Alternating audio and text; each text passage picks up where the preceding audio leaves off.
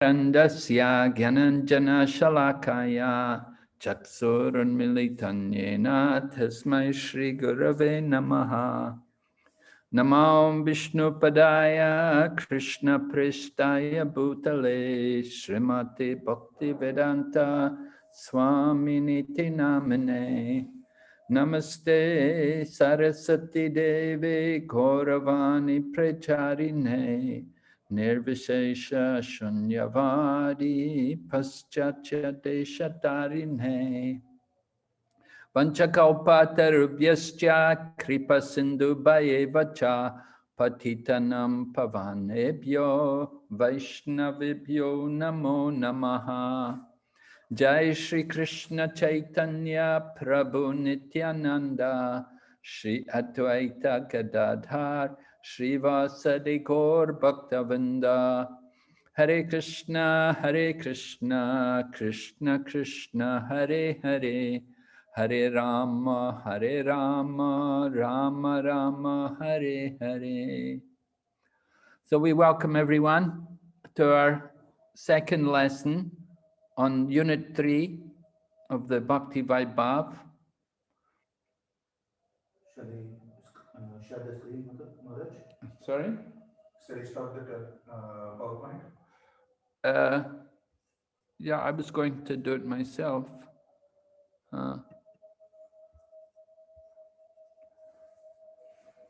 You want? I want to screen share the last one. No, when you are doing the screen share, actually, if somebody is raising the hand, you can't see that. So if I am doing, then you can able to see. So which one is feasible for you? It is. If you want, you can do that. It's not a problem. Oh, okay. I should see the raising their hand. Yeah. Okay. So can you go to this one? This is that is on lesson 1. Lesson 1, 15 slide, right? Yeah.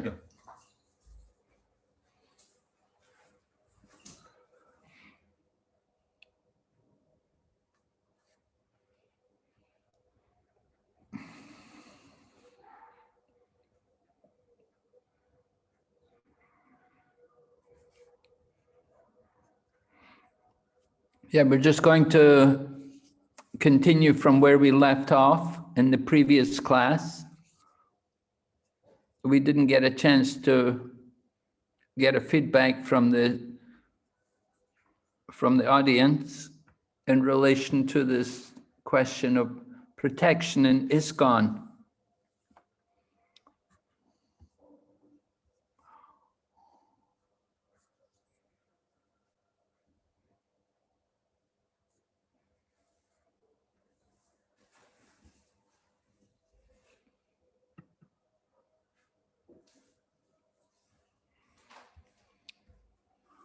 Yeah, keep going, not that slide.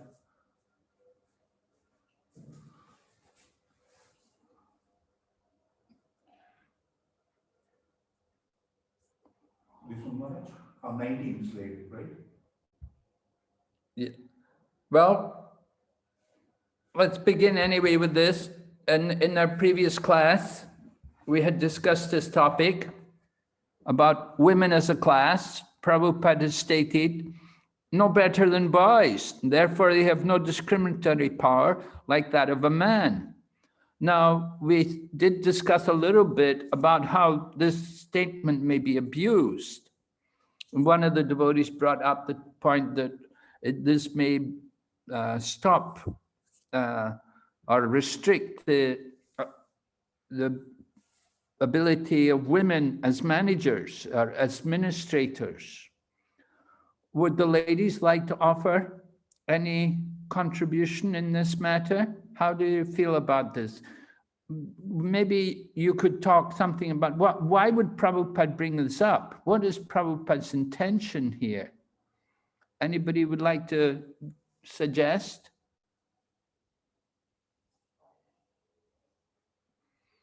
Why did Prabhupada state like this?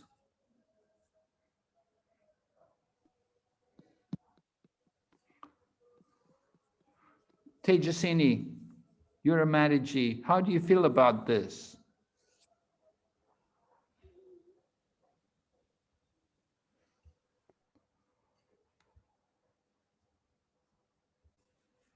Oh, someone's raised their hand here. Murari, is it? Yes? Yes, Maharaj. Okay, we'll Hare hear from Krishna. Murari. Prabhupada was mentioning because it was related to the abusing of Mataji Devaki. Yes, Draupadi. Draupadi, because she was very affectionate toward Ashwatthama. So, and on the other hand, Krishna and Bhima, they wanted to kill him. So Prabhupada mentioned it in this connection. Okay. So do you agree with it? Do you agree with that women are like that? That women are can be very soft-hearted and don't always show the proper discrimination? Yes. Yes, it's like that, and in connection, as my understanding is also that like in the divine couple Radha and Krishna, so Srimati Radharani is more like merciful than Krishna in this connection. So we are going to Krishna through Radharani. All right. So Srimati Radharani has, we would say, genuine discrimination. The point is that discrimination should be genuine. It shouldn't just be that, oh, we should be kind to people. What about Murli Manohar? You have your hand up. Would you like to comment, Prabhu? Thank you, Maharaj. I was thinking more in the lines that Prabhupada is showing us what a society is, and how a society and how certain persons in that society should be protected. So as our ISKCON society develops, we should be aware of this. We should be acting to protect women, to protect old people, to protect brahmanas. So Prabhupada's like indicating that's how we should act as a society. Okay, so your point is that women do need protection, and they may be sometimes over kind unnecessarily. Yeah, sometimes. So it has to be looked at. It has to be seen. It has to, yeah, I'm saying that. Yeah, thank you much. Yeah. Okay, thank you, Prabhu. And is it Rajashekar Prabhu? You have your hand up? Rajashekar Prabhu. I want to, Sadaksha Maharaj, I want to say that women have got different kind of role, feminine role, as contrast to male. Male have got different kind of role, and women have got different kind of role. Role are different. They have to raise the kids and all these things. So they got different kind of role to play. Okay, so your point is that this is a women's role in the society. Varnashram Dharma, different kind of role. We didn't get a comment from a lady yet. Who? Rasarani Mataji. Hare Krishna Maharaj. So I'd just like to give my opinion on that point. I agree with Srila Prabhupada and what the other devotees have said. Women by nature are emotional. Women by nature, sometimes we make less intelligent choices. However, I feel that materialistic men today are not that intelligent themselves. So my opinion would be that when Srila Prabhupada was making that statement, I'm going to speculate to say that he said that in the event of devotee men, men of a certain class, men who have spiritual knowledge, not of materialistic men, because in today's day and age, in my working society as well, men do not portray themselves in a form of intelligence in the manner in which they are meant to protect women. That is not seen at all. And how do you feel about it in ISKCON? Well, in ISKCON in South Africa, I would have to say that, to be totally honest, women are given a fair opportunity to perform lots of services. Women are given an opportunity in ISKCON South Africa to perform services more or less equivalent to men. I mean, obviously, there are certain services that a Mataji cannot do. Like a Mataji cannot become an intimate service of a sannyasi. But other than that, within ISKCON South Africa, I cannot say that women are deprived of any opportunities, because we're not. Okay, thank you very much. Thank you. Mhm. Okay, we'll just take one more comment. Let's see, is this Mahavir Rupa? Huh? Hare Krishna, Guru Maharaj, Hare Krishna Maharaj.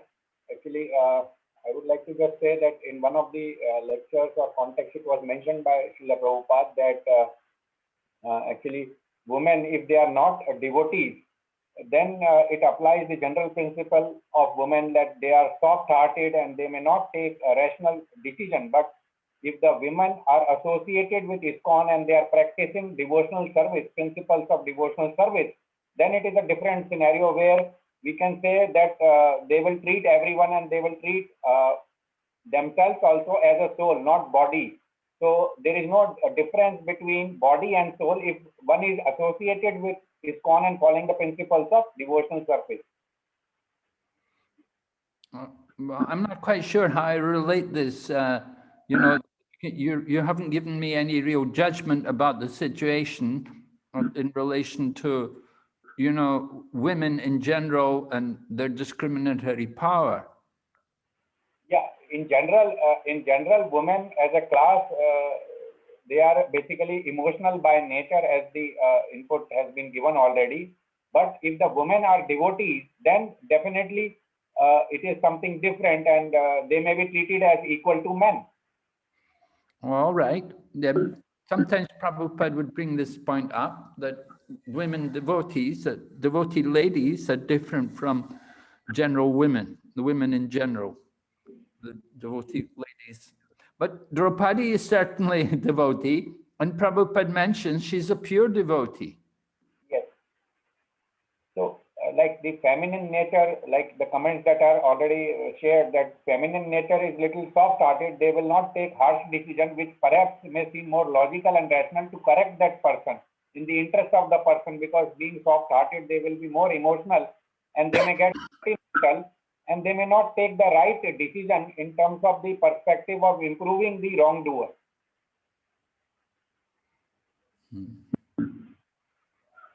And how about in the case of Draupadi then?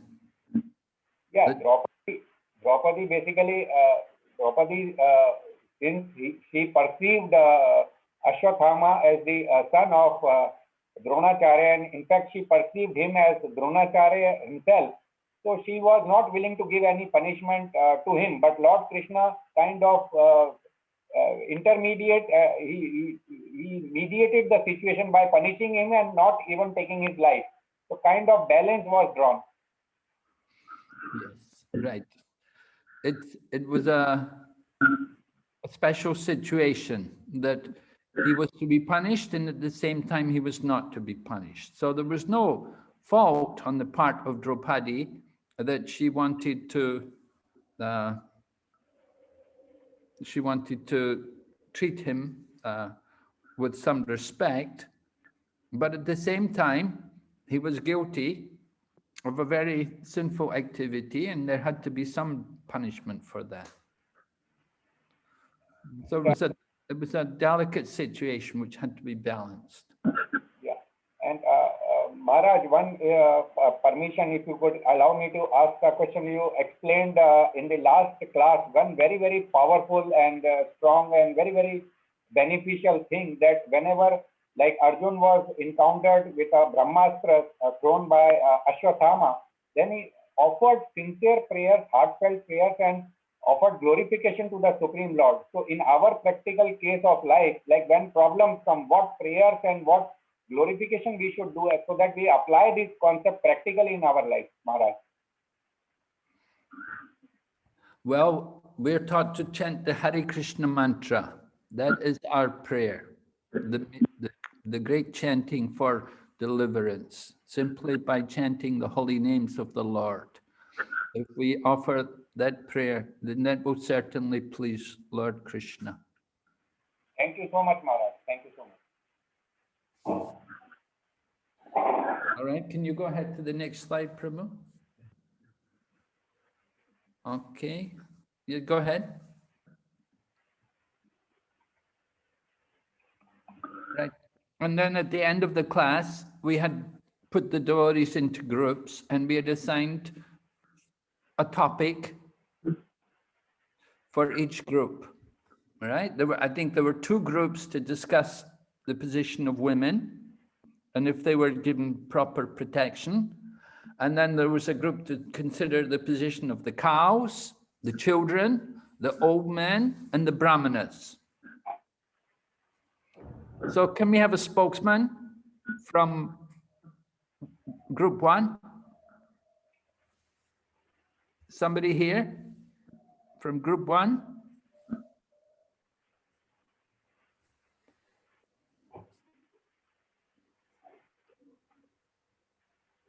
Any hands are raised?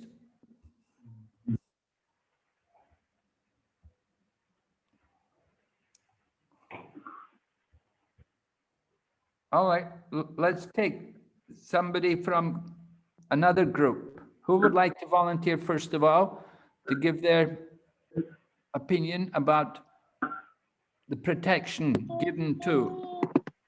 Okay, we have some volunteers. Janmastami Prabhu, which topic you'd like to speak on, Prabhu? Janmastami Prabhu?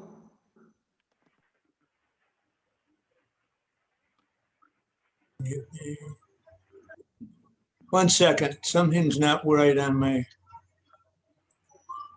Oh, Krishna. I can't get the video on. Somehow I don't see the bottom of the screen. All right, so anyway, I'll just speak without the video. We were assigned to speak on old men, and Right. I can speak from realization being an old man.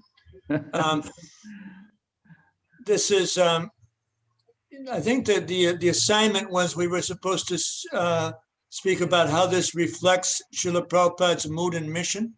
Yes. Relevant to Srila Prabhupada's mood and mission. Well, he did say towards the end that 50% of my work is not completed. And he actually, he'd gone to London and then he was planning to travel to New York and then on to Gitanagari. This was in 1977 to establish Van Ashram. So that kind of the general coverage of these protecting these 5 personalities is that's all within Van Ashram. Now the last stage of life is kind of our last chance to get it together, to really focus on hearing and chanting and connecting in a relationship with Krishna. So it should be given a very, very high priority. And in the Vedic system, of course, one at the Panchas Vanam Puram Vajet. That, how do you say it? Panchasorvam Vanam Brajet. That's it. Panchas Purnam Vanam Vrajet. That at the age of 50, one should go to the forest.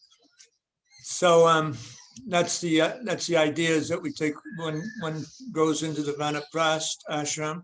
Of course, that can be done conjointly with one's wife, at least initially, and then sannyas. It hasn't. Okay, so that's an important aspect, so that one can become free from the entanglements of family life and then focus on spiritual development. Now, the other second part of the question is, how effective has this been at doing this, of giving of protecting old men and facilitating Vanaprast and sannyas? With sannyas, it's gone fairly well in recent years. I think that's a tribute to the ISKCON sannyas ministry. The sannyas ashram has become much more stable than it was in the 10, 15 years after Prabhupada left. Regarding Vanaprastha, it's practically a non-existent ashram. And some of that is perhaps due to lack of prioritization by the leadership. I know that Jananandan Swami, he put together a whole book on Vanaprastha, presented to the GBC, but they didn't do anything with it. I'm not saying this in a critical mood, but it's just kind of the stage of development our movement is in. Many years ago, there was a big section of land here in Mayapur that was allocated for elderly devotees, but nothing's happened with it. It just hasn't been prioritized. I have seen very few devotees actually take up Vanaprastha in the movement. There's only a very few. There's some strong advocates like Jayadvaita Swami, Jananandan Swami.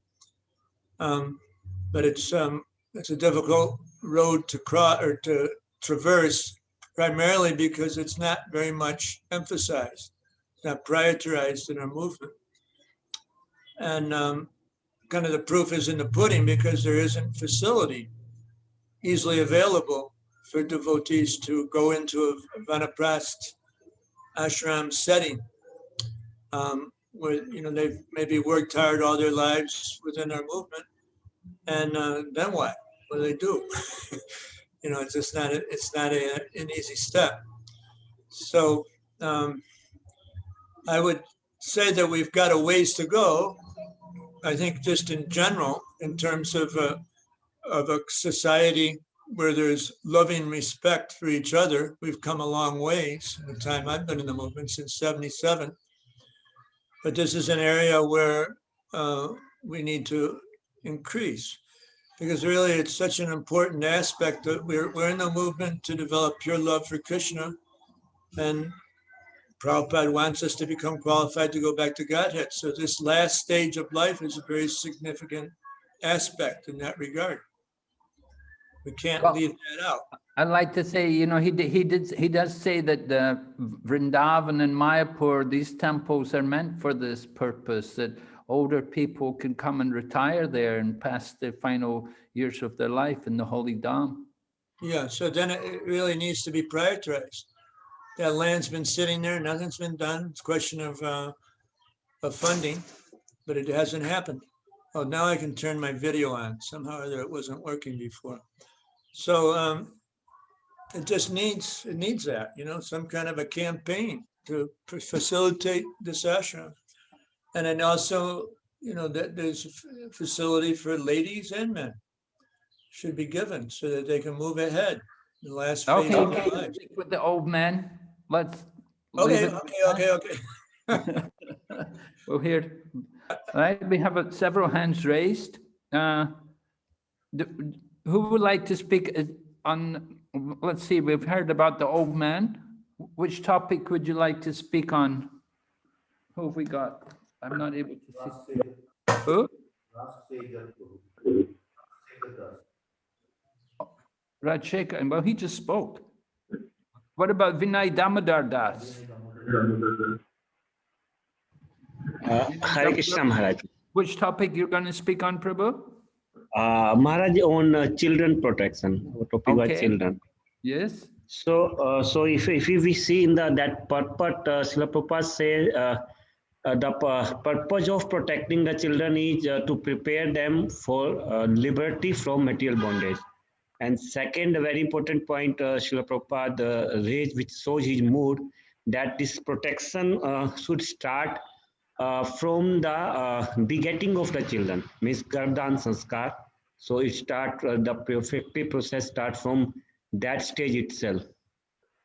So from that point of view, if we see in ISKCON protecting the children from Grihastha perspective, we see so many children programs are being developed in past from the day ISKCON here, and the Gurukula are there. But this, what I have personally seen, that this, what Prabhupada said, that every grahastha, he should do at least 50 rounds before begetting the children to have this Garbhadan Sanskar.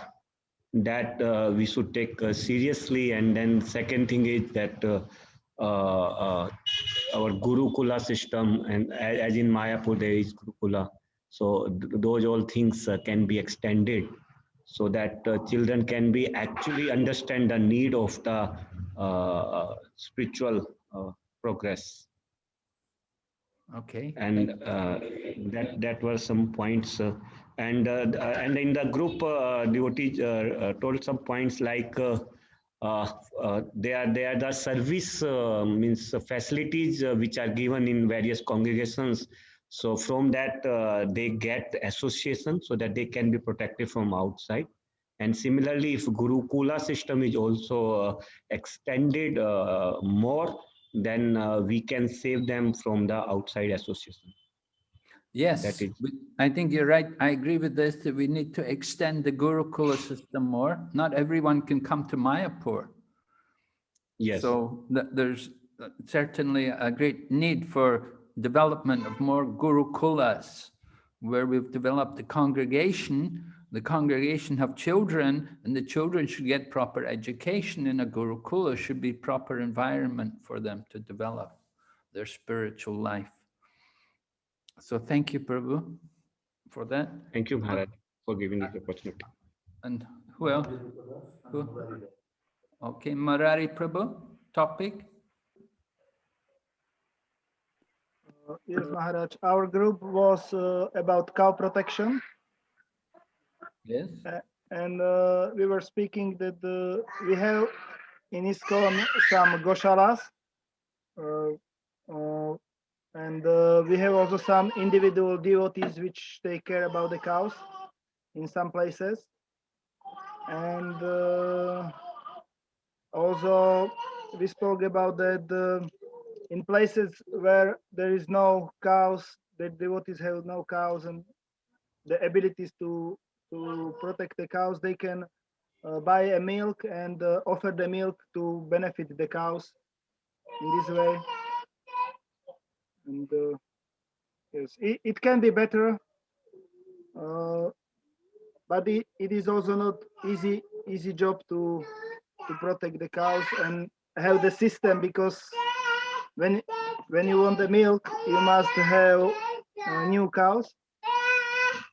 So, and make the system the ability to not kill them because we have no space then for them and like this.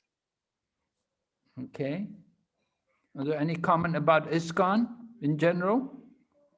How Yeah, we have in ISKCON in some places these goshalas. So in this way we take care about the cows, but not everywhere, just in some places. I know in our community we have here cows, and where is this? Slovakia.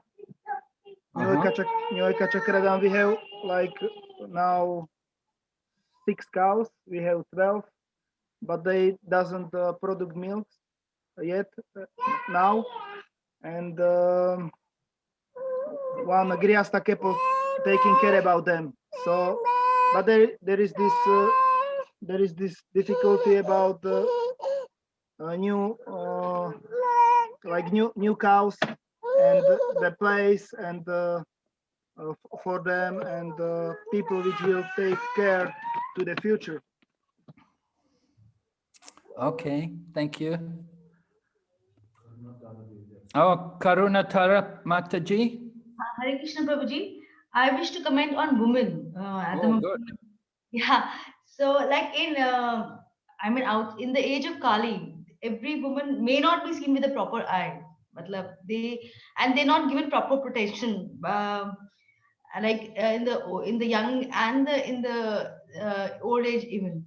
But whereas in ISKCON, they are referred to as Mataji, and they're treated, they're given all the services, and they're treated as Mataji also. Everyone respects women here, in ISKCON. That is not done outside. It may not be done outside. That is important. That's what I feel. Thank you. You're personally satisfied with the treatment of women in ISKCON? Yes, Prabhuji, because everyone is treated as with respect. They have a place there in ISKCON, and they are confident people here. They don't treat them as, with any other eye. They don't see them with any other eye, which is not there in outside ISKCON. That's what I feel. Oh, really? You find the treatment of women is much better in ISKCON than outside of ISKCON? Yes, because they are treated with respect. Like they're referred to as Mataji. That way. Okay, thank you very much. Very nice. You like to be called Mataji, you don't mind. Some women don't like, they want to be called Prabhu. No, it's okay. Actually, they are treated equally. No? Like we are given all the services here. Like if you want to facilitate, the Prabhuji also are given and Matajis also are given. And if you want to teach also, they are given the same weightage. All right, thank you very much. All right. Do we have any more hands up? Who? Vinay Damodar Das. You had a comment, Prabhu? Sorry, Maharaji. Sorry, Maharaji, I forgot to lower down my hand. I have already. Okay. Yeah, I thought that. Mahavir Rup Prabhu. Maharaj, actually, my group was representing the Brahmanas group. So, very interesting findings came out during the group discussion. So, the devotees, they mentioned that in ISKCON, we are creating a culture of goodness. In fact, culture of ISKCON is Brahminical culture. And we have a proper method of initiation in ISKCON, which is basically first initiation followed by second initiation. And it is basically depending on following the proper guidelines. And there are examinations and people have to give certain, they have to finish certain courses and then only they can get qualified. So it is not that by the duration of your service or duration of the time, so until unless one attains the Brahminical qualities, he may not get the required initiation. So proper guidelines are followed, a Brahminical standard is followed, and in fact, Vaishnavas are on a higher spiritual platform than Brahmins. So, in fact, it is since Vaishnavas or the pure devotees of the Lord, they are on a higher platform. Actually, it is on the way of progress of the spirituality development. And ISKCON has Brahmins not by name, but by achar and prachar. By their attitude, by their service, they are basically demonstrating to the people that Brahmins, what Brahmins are, what they do and how they think. And in ISKCON, there is a very systematic scientific training program, very, very strong training program for following the 4 regulative principles, attending Mangala Aarti, chanting, and depending on the progress in Brahminical culture, ISKCON basically has different levels of bhakti classes. Multiple classes are there, multiple courses are there. They are basically having DT Darshan, DT Seva, and so many services associated with DT worship. So only the Brahmins, like after the second initiation, the Brahmins get an opportunity to serve the Lord directly. So hearing about the devotees and the Lord, so all this is basically inculcating the Brahminical culture. So this is what the points which came out from the discussion, which was representing, the group was representing the protection of Brahmanas. So you're quite satisfied in ISKCON's efforts to preserve the position and to give protection to the Brahmanas? Yes, Maharaj, because Vaishnavas are a platform where anybody can become a Vaishnava irrespective of caste, creed, and any religion. And he can advance in the devotional service of the Supreme Lord by following a systematic process. Okay, thank you very much. Very nice comments. All right, we'll just have one more comment on this topic from Rajashekar Prabhu. Hare Krishna Maharaj, one more point I wanted to say that in ISKCON we have got Brahman Diksha for women also. So women are given due respect and protection. And also in the morning hours, song by the Yamuna Mataji, Govindam Adipusham is being sung by the Matajis. Okay, thank you. Hare Krishna. So women are given opportunity to perform service. They're not restricted. All right, very good. Can we go ahead, Prabhu? Yeah. So I think we've discussed this sufficiently. We'll go ahead. Yes. Next slide. I'll just read the purport. The killing of the above-mentioned innocent creatures is totally forbidden, because even by insulting them, one loses one's duration of life. To insult a chaste woman means to bring about disaster in the duration of life. A very interesting statement by Prabhupada. To insult a chaste woman means to bring about disaster in the duration of life. Would anyone like to comment on this? Do you have any realizations or any experience in this? We know it was stated here in the text how because Draupadi had been insulted, so many kings had come there at Kurukshetra and they were going to die. They were going to lose their life because of the insults against Draupadi. So was this this is not a unique situation, but any chaste woman who is insulted will reduce the duration of life for those people who are guilty of insulting her. Anyone has any realizations on this? Any experiences on this?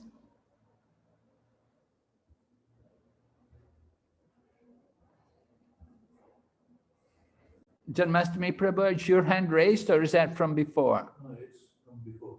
You have to lower it. That's from before. I'm sorry. Okay.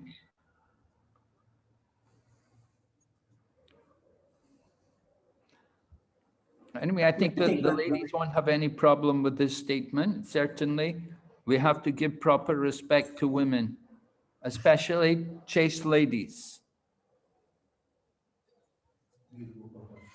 Your Gopal Prabhu would like to comment? My pranams, Maharaj. This comment for me is slightly, I cannot understand fully, because at least in Kali Yuga, we see that women or just humans, forget humans, animals are disrespected. So, and there are institutions, so-called, that are geared simply for the exploitation of women. So, and these people, they live, I suppose, quite long lives. And the good people appear to be losing their lives very quickly. So I'm a bit sort of unclear as to the deeper meaning of this, having shortened lives.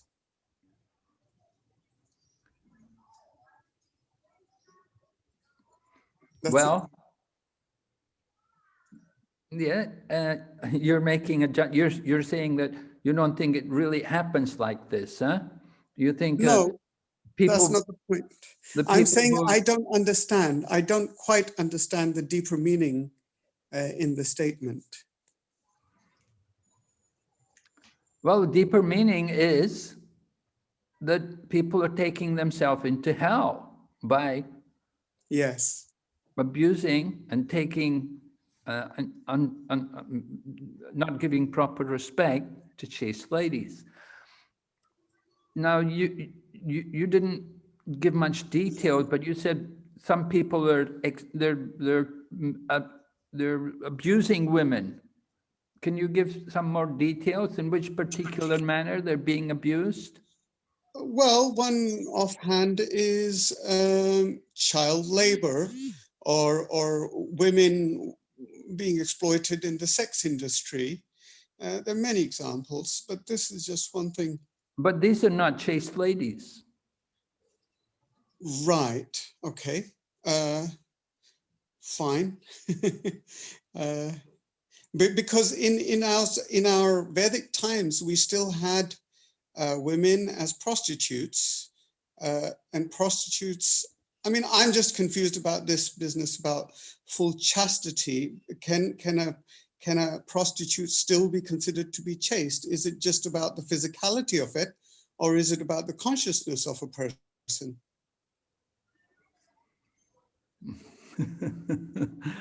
Yeah. But we're going to come in, you know, I think I'd rather leave that till we come to the later section. There's a section dealing with prostitutes. When Krishna comes to Dwarka and the prostitutes come to meet him. I think we can discuss it more at that time. Thank you. Murari Prabhu has a comment? Yes, Maharaj, I have a personal realization with this statement. It was like 10 years ago. We had one. I have a wife, and one Mataji. She somehow or other insulted my wife, and in this way that there started to be some relation between her and me, and it was difficult situation. But my wife says something like that should happens to her the same thing or something like this. And after a few years, then she married, and then her husband go away from her, and then in this way she felt like miseries in their life, and it's somehow or other, I feel it's connected to this, that my wife is really just wife, and that she said something like this, it's actually happened. All right. Okay, so you had some kind of experience, some realization there in dealings between women. Murli Manohar Prabhu? Thank you, Marge. I don't have a personal experience as such, but I was just reflecting on the verse in the Bhagavatam which says, in the age of Kali, we are short-lived. So I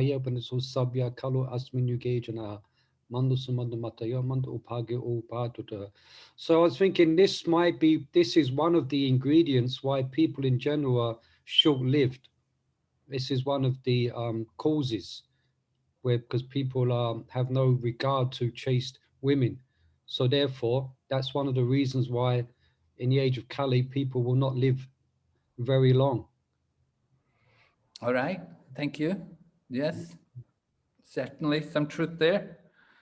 That's one reason, that because women are not given proper protection. So Kali Yuga, we don't live a long life. Also, because of the cows, because of the abuse to the cows, who are also our mothers.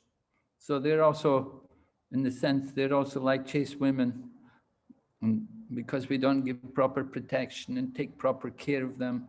So that's another reason why in Kali Yuga we have a short life. All right, we'll just go ahead. Prabhu?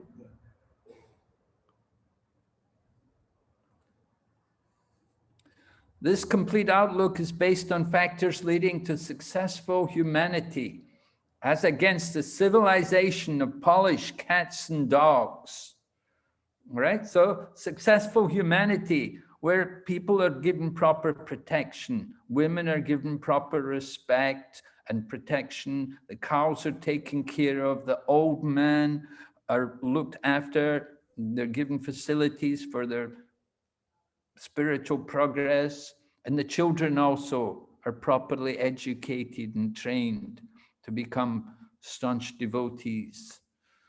Like that, and the Brahmanas also, proper Brahminical education, proper standards for Brahmins.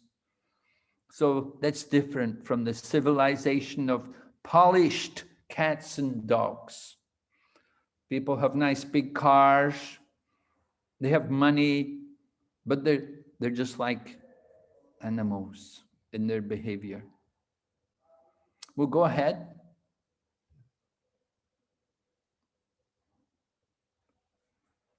Oh, would someone like to read this, please?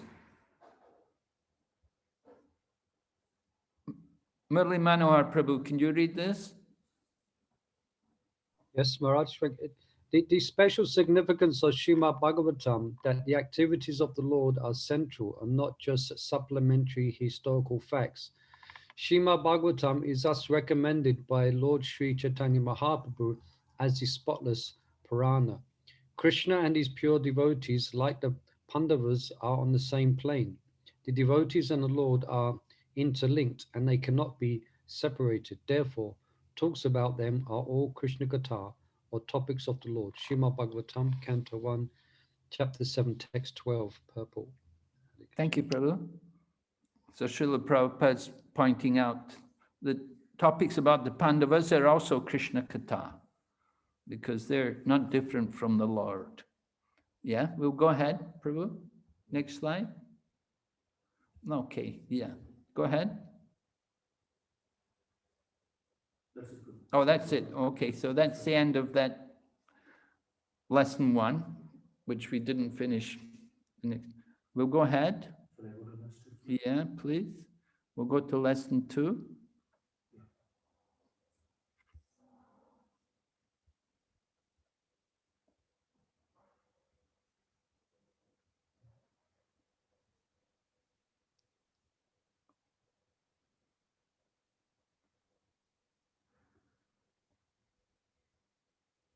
Have you got it? It's not showing. Okay. Can we go to the beginning?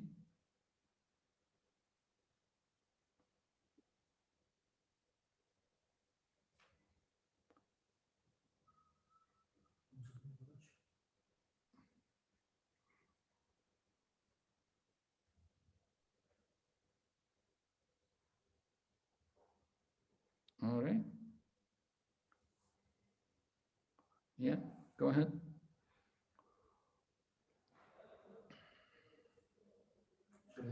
Yeah, go ahead. Right, we're moving into chapter number 8.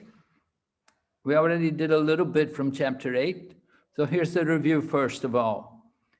The incidents leading up to the punishment of Ashwatthama. Who could describe for us? Rajashekar Prabhu, would you like to describe for us what happened leading up to the punishment of Ashwatthama? What did Ashwatthama done? What was his crime? He just left the master to kill the last dynasty of Pandava. Okay, he wanted to kill the remaining descendant. He wanted to kill the child in the womb of Uttara. And before that, what had he done? Before that, he killed the 5 sons of Pandavas. Yes, he killed the sons of Draupadi, the 5 sons, and then ran away. And then Arjuna had chased him and caught him, brought him back for punishment. So we heard about that. Yes, next point, Prabhu. Well, we discussed the arguments for and against the execution of Ashwatthama. All of these arguments are all stated there in the text. We had several arguments, both for and against the execution of Ashwatthama. Right? We won't go through that again. And then we discussed Prabhupada's statement from 742 regarding the discriminatory power of women. We've talked about this, that this can be genuine and it may not be genuine. When it's genuine, then it's good. But if it's wrongly based, then it's a problem. Go ahead. Then the relevance for ISKCON of Prabhupada's statement that to insult a chaste woman means to bring about disaster in the duration of life. which is taken from chapter 8, verse number 5. All right? Chaste women. Prabhupada certainly wanted to see women protected.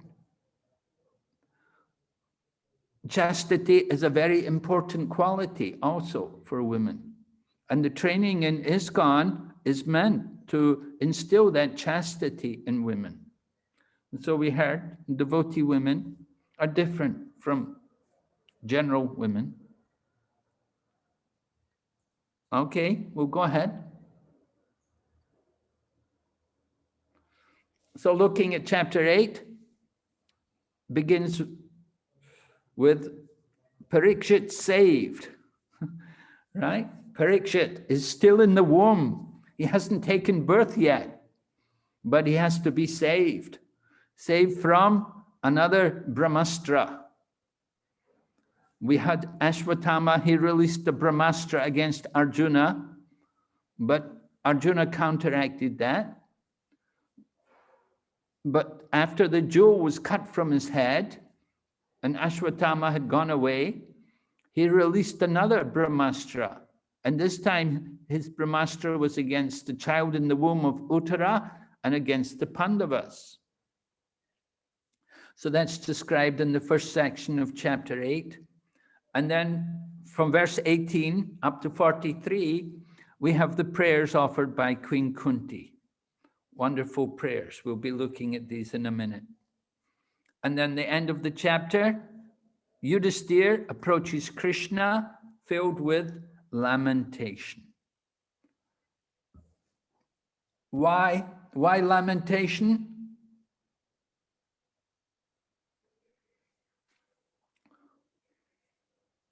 Yes, Sri Ram Prabhu, Sri Ram Nitai Prabhu. Maharaj, I have a doubt. I want to clarify my understanding. Ashwatthama had killed the 5 sons of Draupadi on his own, or was there somebody who was instigated him to kill the 5 sons? I'm sorry, your voice is not so clear. Ashwatthama, was there somebody who had asked Ashwatthama to kill the 5 sons? To kill who? The 5 sons? Yeah, yes, Maharaj. We never heard anywhere that somebody had instilled this idea into the mind of Ashwatthama. We don't hear this from anyone. I've never heard anywhere that somebody had told him that he should do this.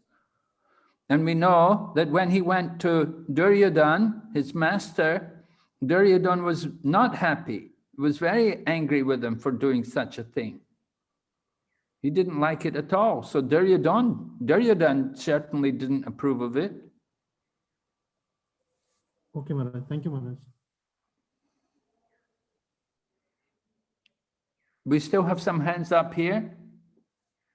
Srivas Pandit Prabhu? Hare Krishna Maharaj. Maharaj, you asked the question, why was Yudhishthira lamenting? Yudhishthira Maharaj was lamenting yes. because he felt that he was responsible for the death of all the millions of soldiers who were killed in the battlefield. Right. Because he wanted the kingdom to rule, so the war was fought. So that's why he was lamenting. Okay, thank you for that. Yes, that's the correct answer. And what about who was trying to pacify him? Everybody pacified along with Krishna. All the like Vyasdev pacified, Lord Krishna pacified. And were they successful? No, they were not. They were not. So they tried to pacify. They tried to pacify.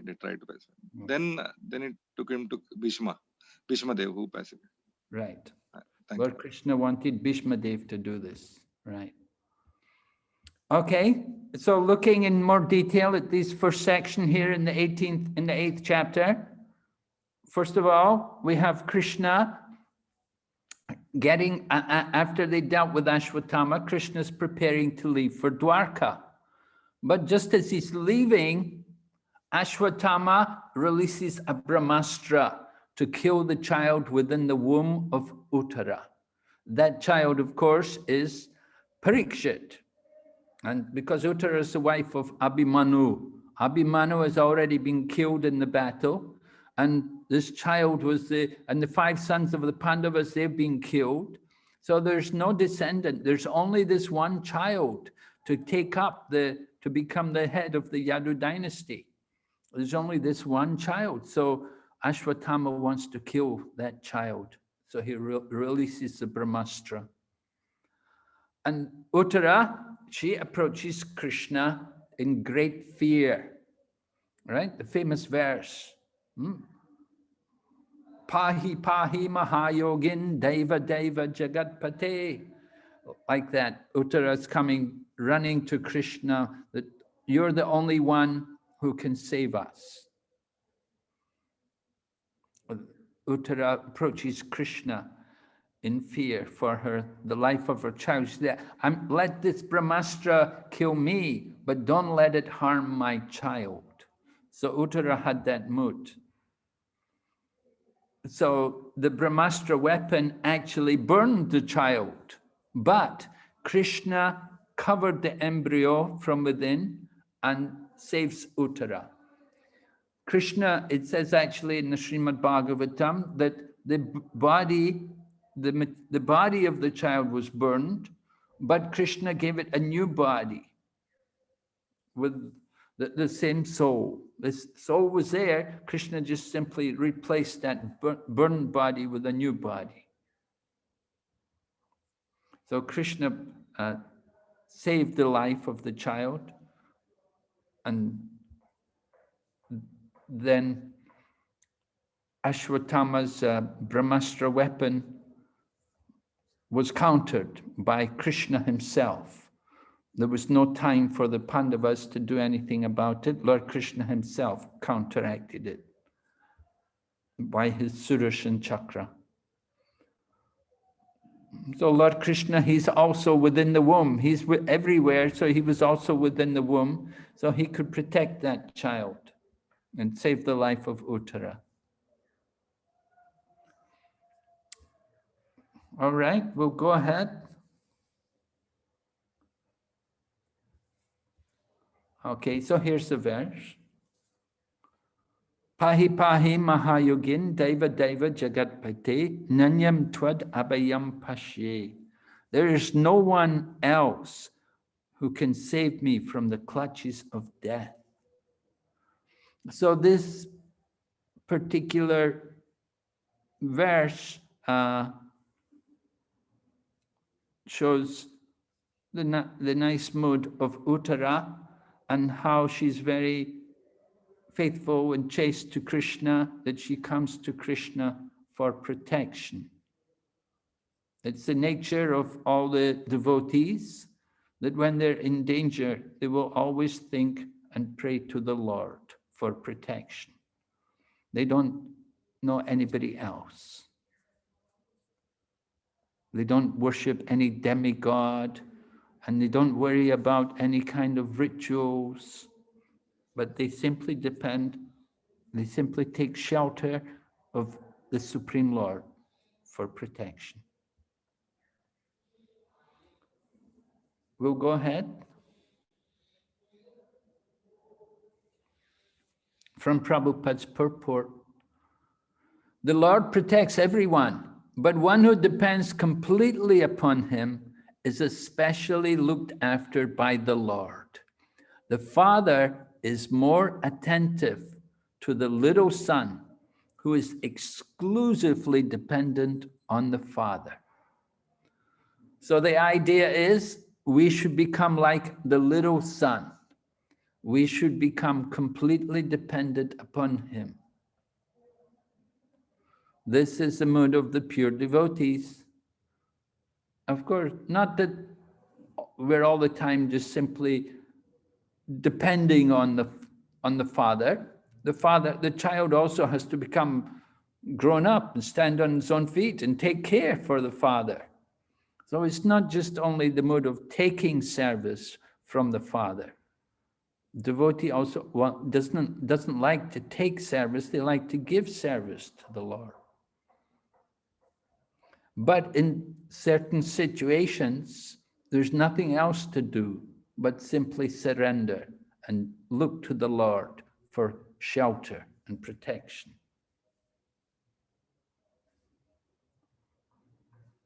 Yeah, we'll go ahead.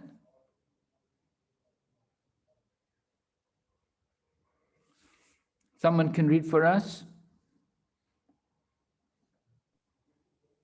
Parīkṣit said, "O my Lord, you are all powerful. A fiery iron arrow is coming towards me first. My Lord, let it burn me personally, if you so desire. But please do not let it burn and abort my embryo. Please do me this favor, my Lord." All right. So Uttara's requesting a favor from the Lord. She understands the position of Lord Krishna. She's already seen Lord Krishna. She's observed the happenings from the battle of Kurukshetra. She's there, and she's seen how Lord Krishna was guiding Arjuna and protecting Arjuna, protecting the Pandavas through so many calamities. So she understands the identity of Lord Krishna. And although Krishna is standing before her, she understands also that Krishna is not only standing in front of her as a person, but he's everywhere, he's in everything. And he's also there in the heart, and he can also be in the womb, in her womb also, and he can protect her child from this threatening, dangerous situation, the Brahmastra. All right, we'll go ahead.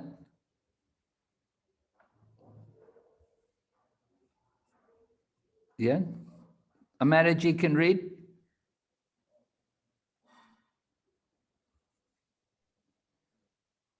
Parīkṣit said, "The mother of a child has a great responsibility in giving all protection to the child, and therefore Uttara was not ashamed to express this frankly before Lord Krishna."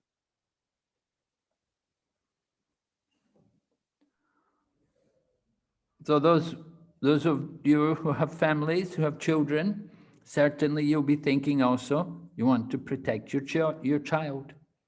That is natural, to want to protect the child.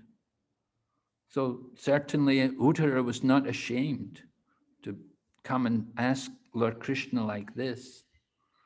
And she understands also the potency of Lord Krishna, how he is the Supreme Lord.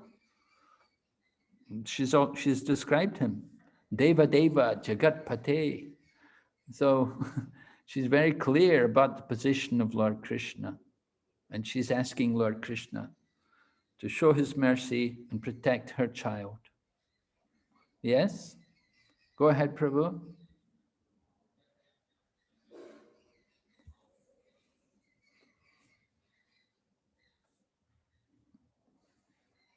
All right, so coming into the prayers of Queen Kuntī, this is the verse just before Queen Kuntī begins her prayers. This statement. Yes, someone please read. Thus saved from the radiation of the Brahmastra, Kuntī, the chaste devotee of the Lord, and her 5 sons and Draupadi addressed Lord Krishna as he started for home. The chaste devotee of the Lord. Right? Chaste. We've been speaking about the chaste women, and here we see chaste devotees of the Lord. So what is the particular significance of this chastity of the devotee? Mataji, who read for us, can you tell us? Hare Krishna Maharaj, the pure devotee of the Lord will always look for help only from the Lord, not from someone else. I think That was in the purport. Right, yes. We only look to Krishna for help, for maintenance. Right? The act of surrender, we remember from Bhagavad Gita, where Krishna is ordering Arjuna to surrender. 6 items of surrender are there, and one of them is that no one can protect us except Krishna. In the material world, people are, they look for protection in other ways. They have their security guards, they have their dog, they have their insurance policies. And now, with the COVID, we're having the inoculations, everyone's get injections. And this way we're thinking we will protect ourselves. But ultimately, the devotee's chastity is simply to surrender to the Lord, to take shelter of him. And because Lord Krishna is personally present there, so Draupadi, along with her sons, they're all chaste devotees of the Lord, and they're coming to see Lord Krishna because Lord Krishna is going to leave. He's planning to go back to Dwarka. He has his own family, he has his own wives waiting for him in Dwarka. He's planning to go. Naturally, the Pandavas, Mother Draupadi, Kuntī, they don't want Krishna to go. They want him to stay there.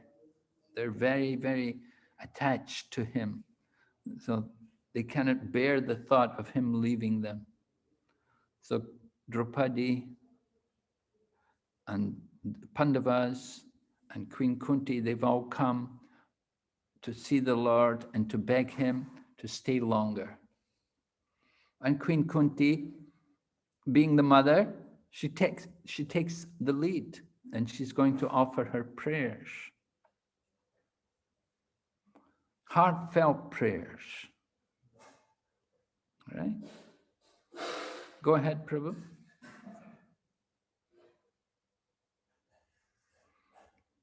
Oh.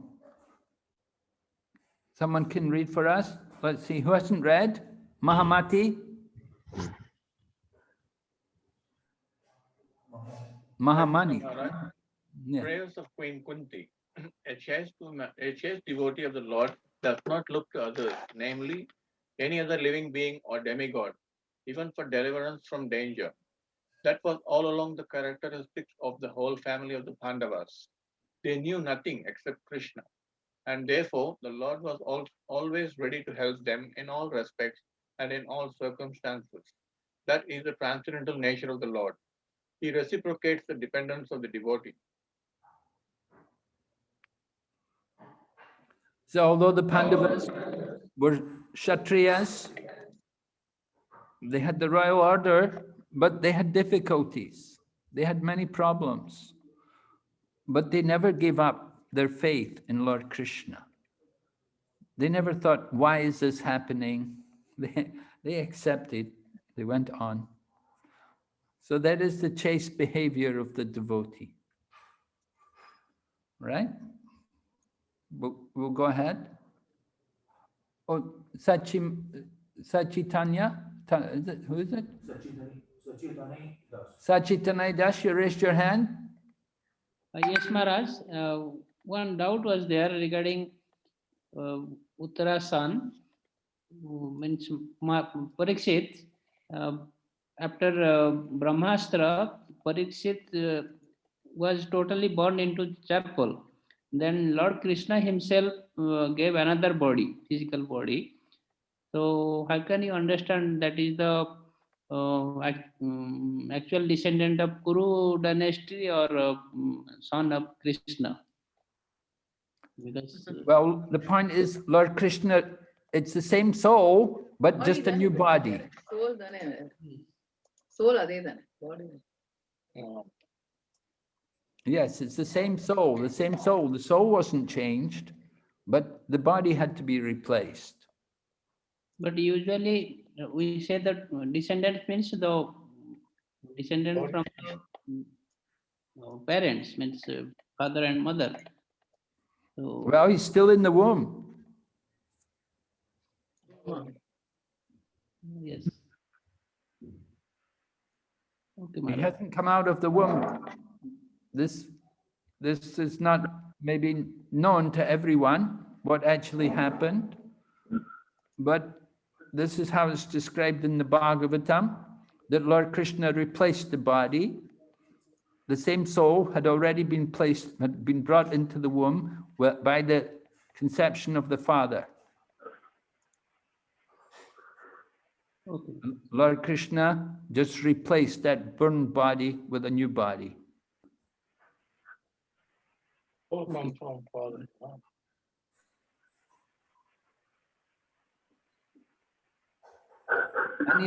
Anir Puran Prabhu? Hare Krishna Maharaj, Dandavad. Yes. Just a quick query on, I'd like your comment on maybe giving forgiveness before repentance and reformation, because we see in the case of Ashvatam, even though he was forgiven, he still then went to attack Parīkṣit Maharaj. So maybe just your comment around sort of when forgiveness is earned and maybe a comment around repentance and reformation. So that's the one question. And then the second question is around, after Ashvatam attacked Parīkṣit, what were the Pandavas' reaction after that? Because initially they decided to forgive him, but now he's gone and attacked Parīkṣit. So the question is, what were the Pandavas' reaction after Ashvatam did the second attack, the second attack on the unborn child? And I don't think the Bhagavatam really gets into it. So I'd just like to hear your comments around that as well. So those two queries, please.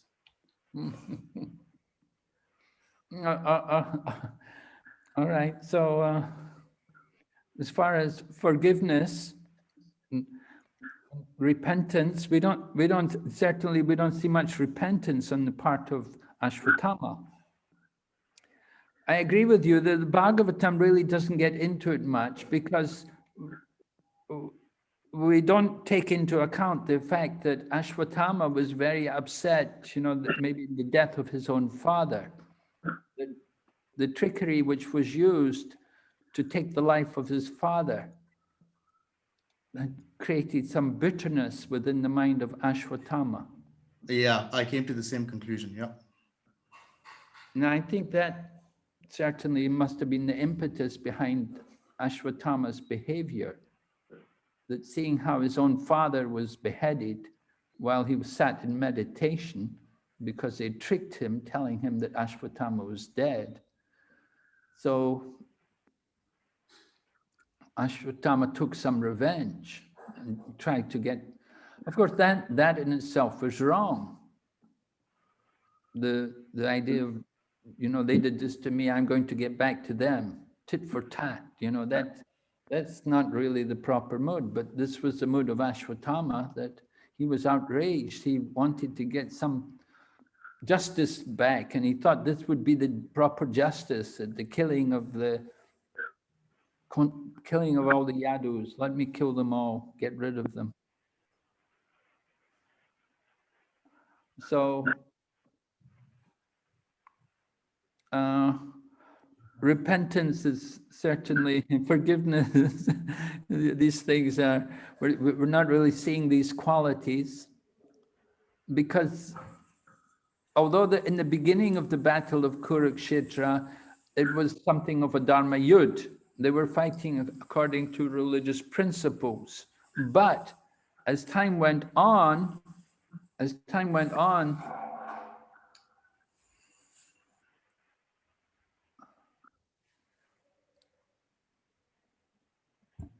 they,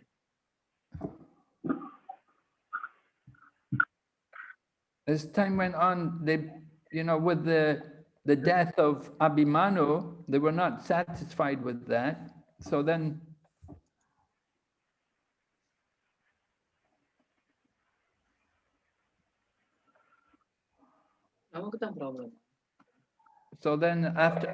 after they killed Abhimanyu, then they didn't care about any religious principles or any giving equal chance to everyone. They just simply went all out there and just tried to, kill whenever they got the chance. And you had Arjuna killing Karna. Karna was unarmed. And they said, even Karna protested, this is not fair. But they said, no, there was no fairness when you killed Abhimanyu. Why should we be fair to you? So the whole battle became totally degraded.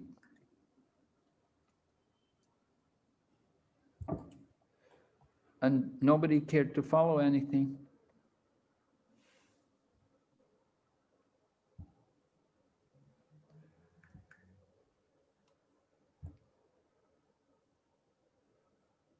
That's my opinions about what happened. But the Bhagavatam is not really taking this up as a major topic.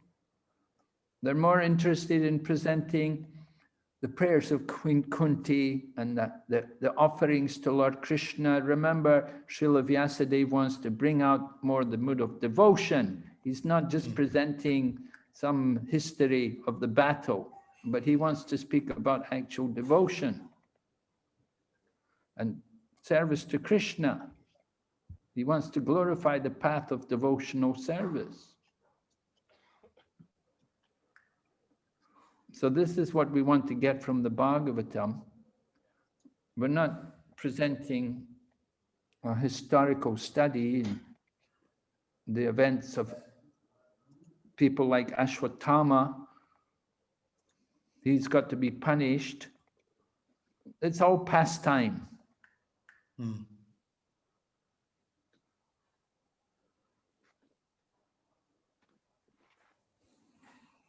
Thank you, Maharaj. Yeah. All right. Somebody else has their hand up?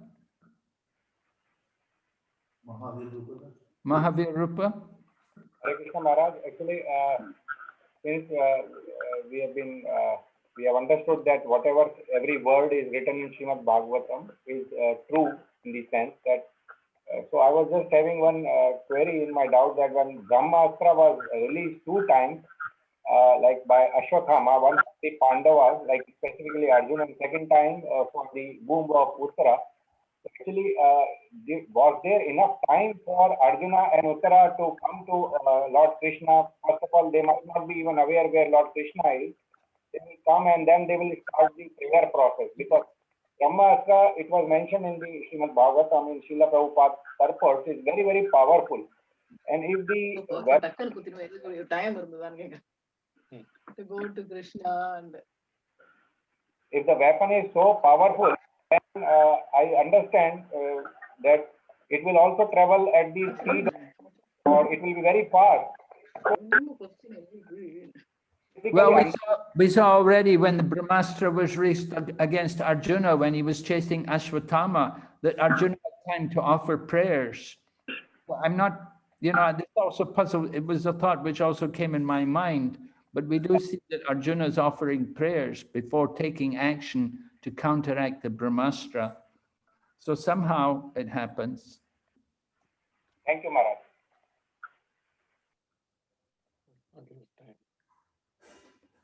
All right, so we have the prayers by Queen Kuntī. We have different topics which are covered in these prayers. We've outlined some different points which come up in the course of these prayers. Can we go ahead, Prabhu? Here's the first verse offered, the first prayer offered by Queen Kuntī.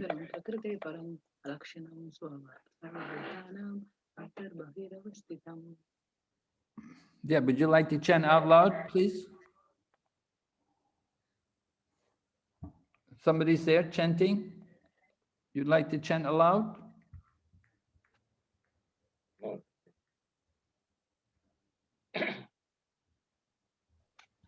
Kuntī vacha namasye purusham tvadyam ishvaram prakrite param alakshyam sarvabhutanam antarbahir avastitam. Srimati Kunti said, "O Krishna, I offer my obeisances unto you, because you are the original personality and are unaffected by the qualities of material world. You are existing both within and without everything, yet you are invisible to all." All right. So Queen Kunti is expressing her realization of Lord Krishna, how Lord Krishna is the Supreme Lord.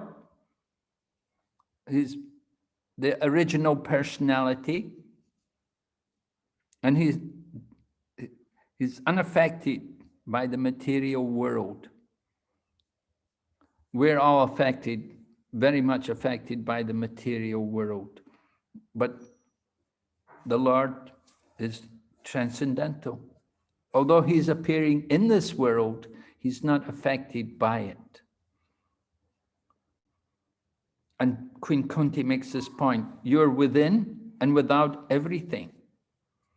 She's seeing Krishna in front of her eyes, but at the same time she knows that Lord Krishna is also within everything. So then she said, you're invisible to all. It's similar to what is described in Bhagavad Gita in 7th chapter, right? Lord Krishna himself describes, said, there's no truth superior to me. Everything rests on me just like pearls are strung on a thread. And so the example of the pearls on the thread is similar. You're invisible. Krishna is invisible to all. Everything is resting on Krishna, but it's not visible to him. It's not visible to us, rather.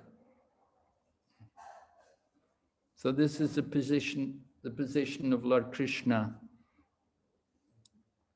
She is Krishna's aunt. She's Lord Krishna's aunt. She has a relationship with Krishna through the family. But at the same time, she understands that Lord Krishna is the Supreme Lord.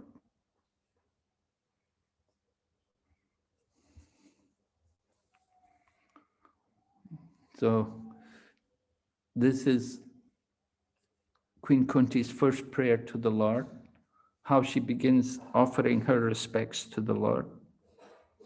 We'll go ahead.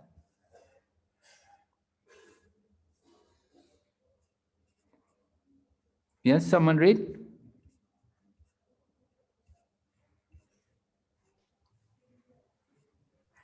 Srimati Kunti Devi was quite aware that Krishna is the original personality of Godhead, although he was playing the part of her nephew.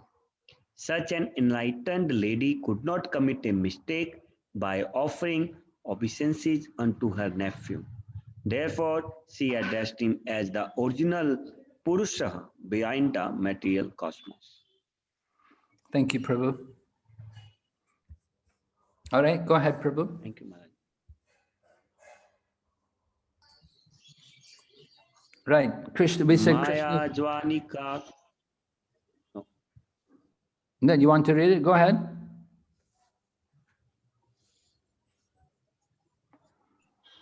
Okay. Maya Jwanika Channam Ajanokshajam Avvayam Nalakhyase Mudhadarsa Nato Natyadharo Yatha. Being beyond the range of limited sense perception, you are the eternally irreproachable factor covered by the curtain of deluding energy. You are invisible to the foolish observer, exactly as an actor dressed as a player is not recognized. Thank you, Maharaj. All right, thank you.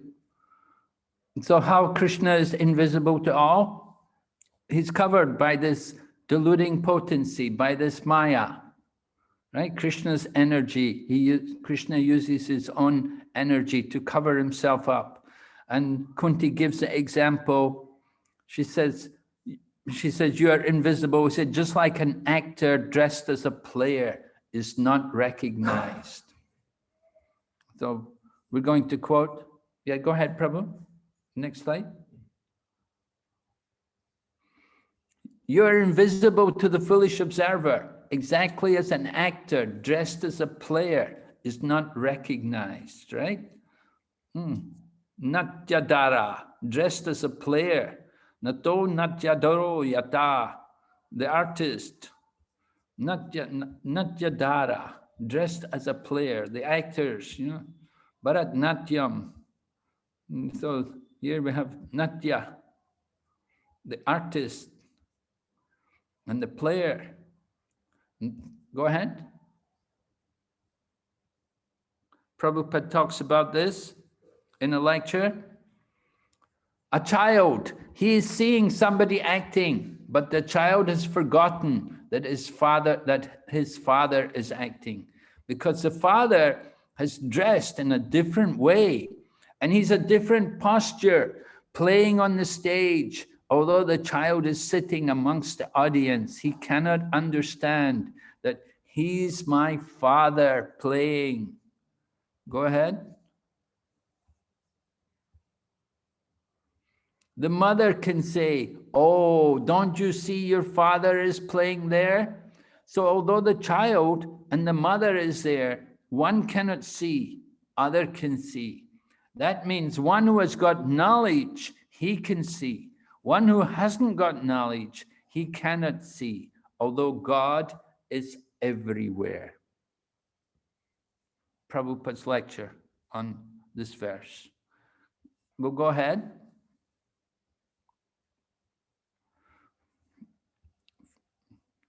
Yes? Vinay Damodar Prabhu can read for us. Ji Maharaj. For less intelligent men, there must be such things as temples, mosques or churches, so that they may begin to recognize the authority of the Lord and hear about him from authorities in such holy places. Purport 1.8.9. Thank you. Okay, go ahead.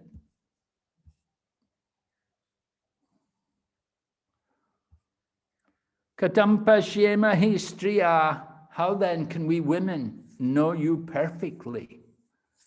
Queen Kuntī is praying like that, you know, I'm a woman. How can we understand you? You've appeared for the benefit of the Paramahamsas.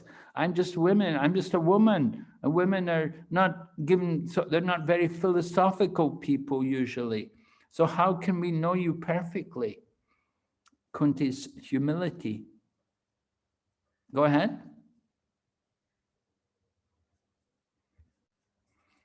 So women, they're not very much interested. As soon as they become devotees, they also promote it. But generally, they are not interested. Not all. Of course, we know devotee women are there. Not that even though they become interested, they keep behind. No. With equal force with men, they also promote it. So following her footsteps, any woman can also understand Krishna. From Mayapur, lecturing on this verse. That women can also understand Krishna. Krishna says in Bhagavad Gita, Striyo Vaishyas Tata Sudras Tepi Yanti Param Gatim. Even though we be of lower birth, women, Sudra or Vaishya, they can all attain the supreme destination. So in Kali Yuga, we're all lower birth, right? Kalo Sudra Sambhavaha. In the Kali Yuga, we're all unqualified, men and women. But by the mercy of the Supreme Lord, Sri Chaitanya Mahaprabhu, we can also become liberated. Go ahead.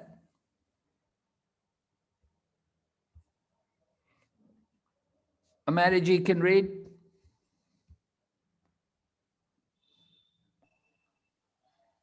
Women in general are unable to speculate like philosophers, but they are blessed by the Lord because they believe at once in the superiority and almightiness of the Lord, and thus they offer obeisances without reservation.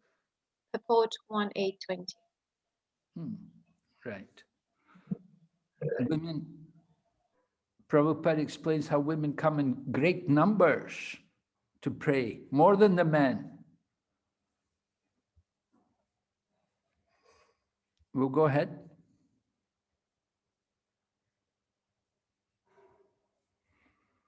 Yes, Maraji, can read more. The Lord is so kind that he does not show special favor only to one who is a great philosopher. He knows the sincerity of purpose. For this reason only, women generally assemble in great number in any sort of religious function. Is it a fact anywhere in the world that women assemble in great number, more than the men?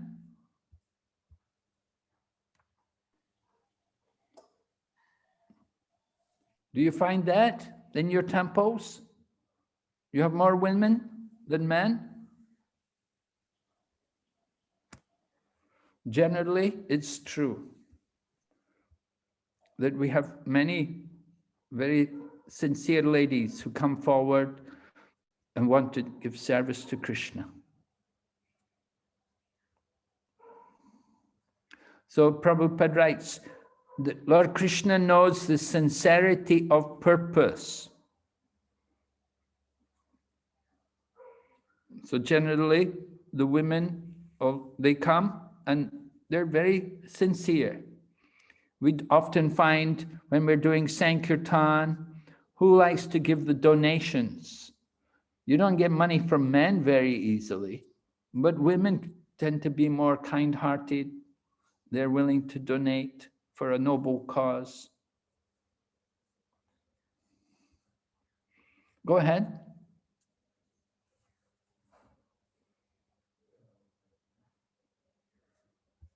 All right, so this is a famous verse, very wonderful verse, very nice verse to chant, very simple. Let's all chant it together. Krishnaya Vasudevaya Devaki Nandanaya Cha Nandagopakumaraya Govindaya Namo Namah. All right. Let me therefore offer my respectful obeisances unto the Lord, who has become the son of Vasudeva, the pleasure of Devaki, the boy of Nanda, and the other cowherd men of Vrindavan, and the enlivener of the cows and the senses. Yes, go ahead. All right, we have somebody to read. Mani Gupta Das.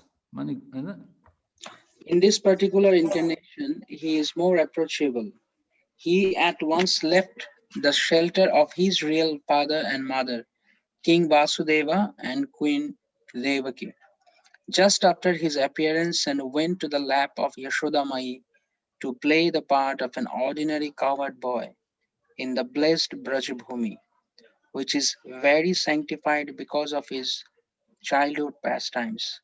Therefore, Lord Krishna is more merciful than Lord Rama.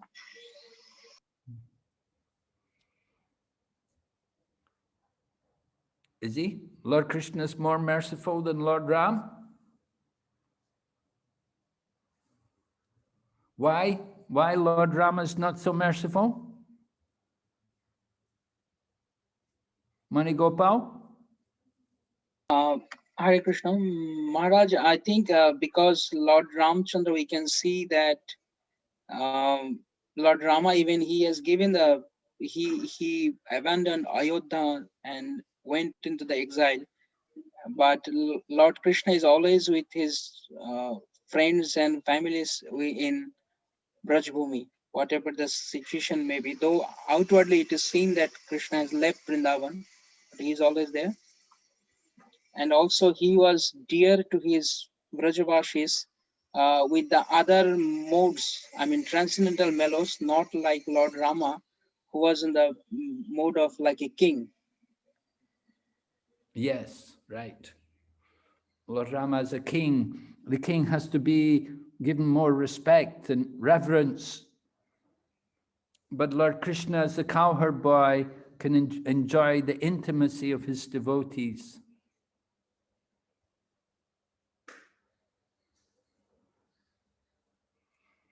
Okay. Well, go ahead.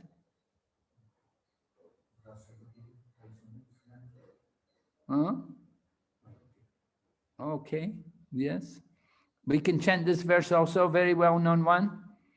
Namo Pankajana Bhaya, Namo Pankajamalane, Namo Pankajanetraya, Namaste Pankajangraye. Chandrika Mataji, read for us. My respectful obeisances are unto you, O Lord. Those abdomen is marked with a depression like a lotus flower, who are always decorated with garlands of lotus flowers, whose glance is as cool as the lotus, and whose feet are engraved with the lotuses. Right. So the lotus flower is very attractive, and different parts of Krishna's body are compared to the lotus flower. Of course, he has lotus face, lotus eyes, lotus lips, lotus mouth, lotus feet, and here his navel is marked with the lotus flower. He has a garland of lotus flowers, and glance is as cool as a lotus flower. So the lotus flower, very significant. When we think of lotuses, then we should think of Lord Krishna, how everything from Krishna is compared to the lotus. Help us to remember Krishna. Okay, go ahead.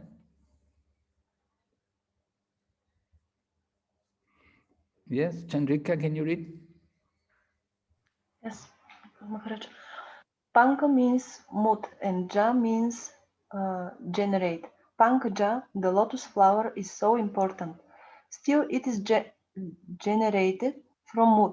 So Krishna likes Pankaja very much, lotus flower. So if we see lotus flower, we can immediately remember Krishna. From the mud, the beautiful lotus flower has come out. You see, this is a nice example. Something appears useless, just some mud, dirt, useless stuff. But from that mud comes the lotus flower, and the beautiful lotus flower. And seeing the lotus flower, then the devotee also thinks of Lord Krishna. Yes, go ahead, Prabhu.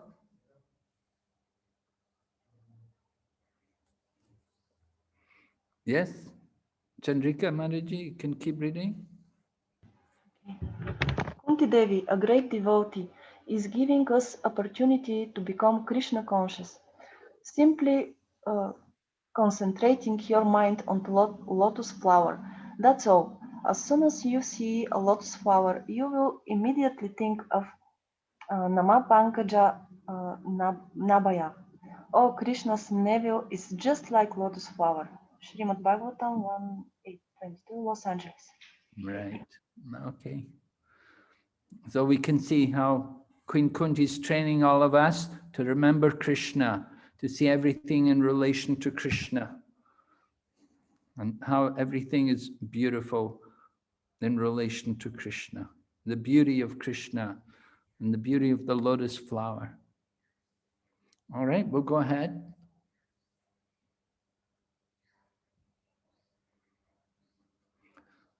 All right, who would, let me see, Gopal Ganesham Prabhu can read for us. The conclusion is that Krishna endows more favor to a devotee who is in greater dangers. Sometimes he puts his pure devotees in such dangers because in that condition of helplessness, the devotee becomes more attached to the Lord. The more the attachment is there for the Lord, the more success is there for the devotee. Yeah, go ahead, Prabhu. Next.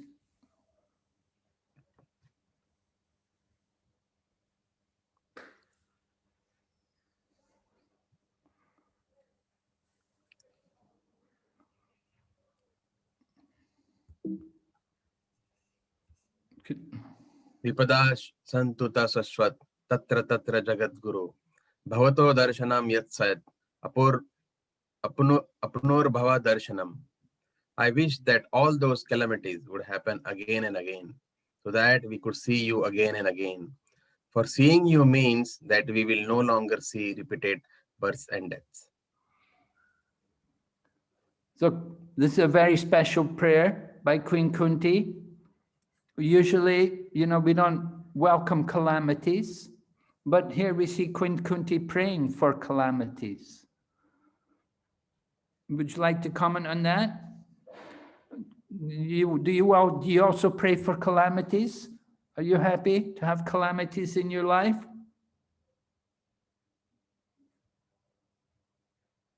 What do you say, Gopal Ganesham? Maharaj, not every time. I mean, you don't have the habit of praying for calamities, huh? But we heard also how Krishna has gives special attention to those who accept danger for the service of Krishna. The one who puts himself into a dangerous position for the service of the Lord, then Krishna takes special care of them. And we know, of course, how Srila Prabhupada went to America alone, an old man with no money, to go to America, very dangerous situation, to go to a city like New York, so many bad people. And there's Srila Prabhupada, certainly risking his life, walking around New York. And here we have Queen Kuntī. She's had a lot of trouble. She's had so many difficulties, but she's saying, let them happen again and again. So we see the mood of these pure devotees, that they don't run away from the calamities, that they're ready to face them because they're taking shelter of Krishna. They're seeing Krishna in every situation. We'll go ahead. Oh, okay. So, well, a little exercise for you. We're asking you to identify general principles within 825 verse and purport, and discuss how application of these principles can help us improve our approach to difficulties in life. All right, can we have how many people have we got? 22? Okay, so we want, how will we do it? We'll have, we can have 11 groups, pairs. That would be easiest, is it? Yeah, okay. So take a partner. If you're, if you're a couple together, then you can be one group.